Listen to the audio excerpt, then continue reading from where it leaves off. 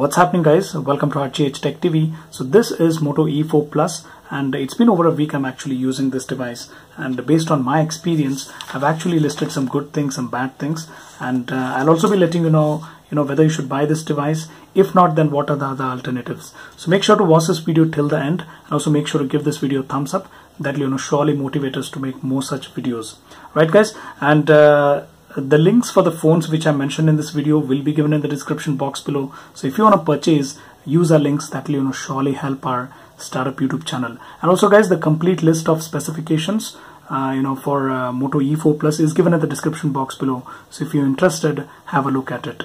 Right, so quickly let's start with the good things. Alright guys, now the first thing which I liked about this device is its design and build quality. So as you can see, it's actually very strongly and solidly built. In fact, it feels very sturdy in hand. Plus it also has nice heft to it. It actually weighs like 198 grams because of that 5000 milliampere battery, and it makes it feel very premium. Now even though it's a 5.5 inch device guys, it is quite handy. But on how comfortable is it to hold? Well, I feel it slips out of your hand sometimes, so it's a good idea to add a case. Alright guys, now speaking of the design aspect, Moto has given good attention to detail. So as you can see, the power button has nice texture to it, which differentiates it from volume rockers. Plus there is no camera bump, which I had actually complained about it in Moto G5 Plus. So I don't mind having thicker phones as long as they have a bigger battery inside, and they don't have a camera bump. So Moto actually nailed it this time around. Plus I also like the fact that the speakers are placed on the bottom side. They should be either on the bottom side or on the front side. Both way it's totally fine for me. So all in all guys, if I have to say, I really like the design and build quality on Moto E4 Plus. Alright guys, now the next thing which I liked about this device is battery life. So it does have 5000 milliampere battery built into it, and I did get screen on times ranging from like 7+ hours to 9+ hours, which is definitely good for the price. But putting things into perspective, I believe that Moto could have gone with a Snapdragon processor plus a 4000 milliampere battery instead of a MediaTek processor and a 5000 milliampere battery, because I have tested Redmi 3S Prime, Redmi 4, Redmi Note 4, K6 Power, all had Snapdragon processors and a 4000 milliampere battery, and they did give me screen on times ranging from 7 to 9 hours. So it's just a choice guys. Moto, to cut corners, to cut costs, they have gone with a cheaper MediaTek processor. And now speaking of the charging speeds, with the stock charger, it took me like 3 hours 30 minutes or so to charge completely. That is from 0 to 100%. That was a little disappointing, I would say guys, because we have turbocharger technology with Moto. They could have just thrown in that, and within like 1 hour 50 minutes or so, it could have charged this huge battery. So that I believe is a little bit of disappointment in terms of what Moto has provided for the charging speeds, because the calculation goes completely wrong. Because it has bigger battery, a fast charger would have made more sense. That's what I believe. Alright guys, now the next thing which I liked is camera performance in terms of taking picture and not in terms of recording video. I'll mention that in the cons section. But when it comes to pictures, I believe except color accuracy and shutter lag, it did good in terms of focusing. As you can see, it has nice bokeh effect, that is blurred background. And I also like the HDR mode on it, which highlights shadows and details. As you can see, it also came out to be quite good. Even low light pictures were quite good, I believe, with less flare effect and less noise. It's not the best I've seen, but definitely good for the price. And I also like the rear facing flash performance, which lights up evenly and is not that harsh on the subjects indeed. Alright guys, now the next thing which I liked about Moto E4 Plus is sound quality through speakers or through headphones. So it does have Dolby Atmos built into it, so which definitely enhances the sound quality, enhances the voice clarity, and also bass to some extent. You can turn it off or turn it on. You can also choose from the preset modes, or you can have the custom mode. So here's the sound sample guys, you can judge by yourself.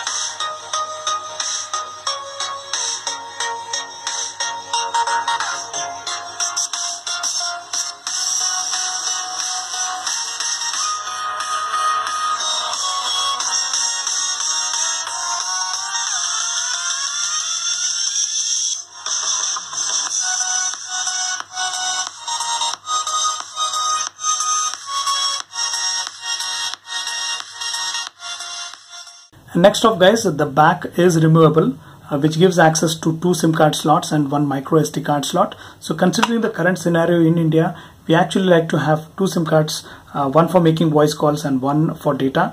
Plus having a micro SD card slot separately is definitely convenient in my opinion, right? So apart from this, I believe there are some software features which I liked. So for example, Moto Display, which is an alternative to notification LED light.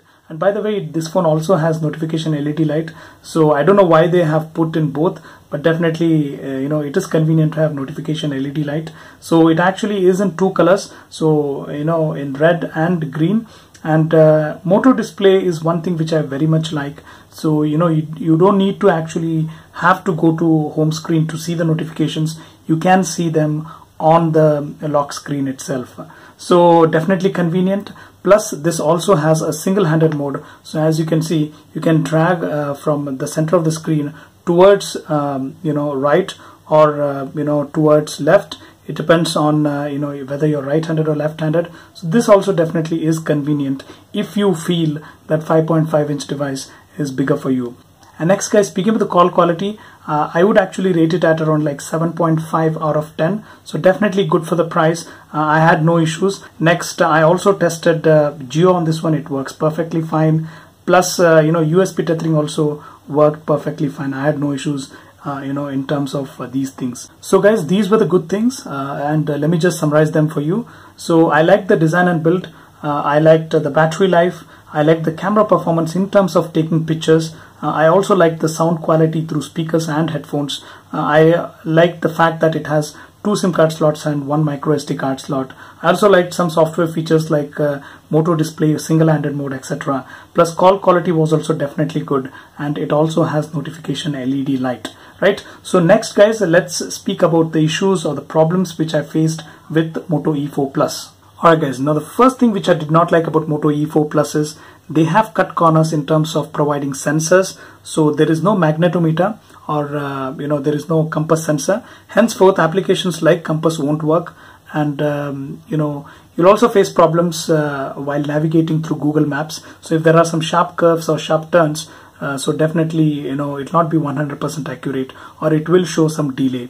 Next guys, we also don't get a gyroscope.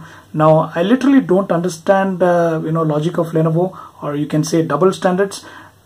They provide gyroscope, VR split screen mode, and a full HD display for K6 power, so which is actually priced around 10,000 itself. That is the price of Moto E4 Plus. It's also manufactured by Lenovo. This is also manufactured by Lenovo.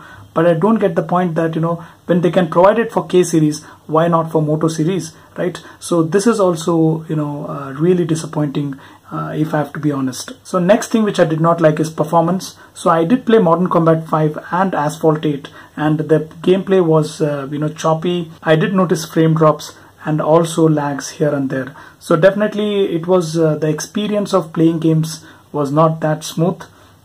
Plus overall performance itself was little bit kind of laggy, in spite of the fact that Moto phones run on stock Android, right? So that was also very disappointing if you ask me, right? And next thing which I did not like is fingerprint sensor performance. So you can see that it's quite slow. It does take little over a second.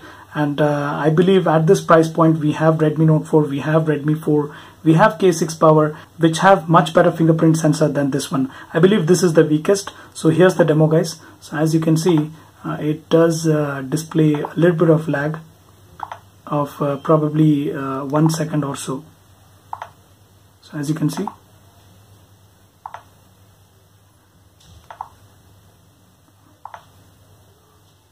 and the next thing which I did not like about Moto E4 Plus is its display quality. It's just 720p HD, and that's because of processor, because the maximum capacity which the processor can handle is 720p. And next is the colors look off and dull. As you can see, saturation is on the lower side, and also if you notice, the viewing angles are also not that satisfactory. So in general, if I have to say, it's not worth for 10,000 rupees guys, as it's a 5.5-inch device. Having a 1080p display would have made more sense. That's what I believe, right? And it can also get easily scratched. So I have noticed that in my week of usage. So I would suggest you to add a tempered glass. So if I find one, I'll definitely leave the links in the description box below. You can check them out. And guys, next thing which I did not like about this phone is video recording capability. The maximum resolution at which it can record is just limited to 720p at 30 frames per second. So this is also a limitation of the processor itself.